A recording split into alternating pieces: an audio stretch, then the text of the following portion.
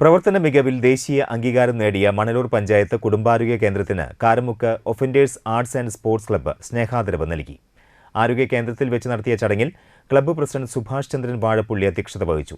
Medical officer Anu Baby, doctor Abeena, health inspector P B Priyesh, club secretary O K Sasi, treasurer Sunny Aluka തുടങ്ങിയവർ സംസാരിച്ചു.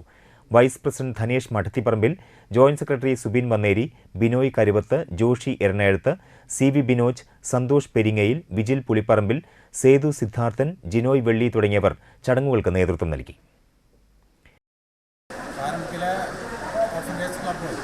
നിരവധി കാരുണ്യ പ്രവർത്തനങ്ങളും അനുബന്ധിച്ച് നടത്തുന്ന ഒരുപാട് പാവപ്പെട്ടവരെ സഹായിക്കുന്ന പരിപാടികളുമായിട്ടാണ് ഞങ്ങൾ മുന്നോട്ട് പോയിട്ടുള്ളത്.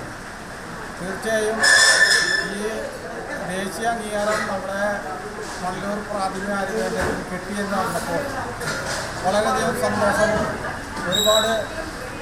ഒരുപാട് ഞങ്ങളുടെ ഒരു നന്ദി അറിയിക്കുക എന്നുള്ള കാഴ്ചപ്പാടോടുകൂടിയാണ് ഞങ്ങളൊരു തീരുമാനത്തിലെത്തിയത്.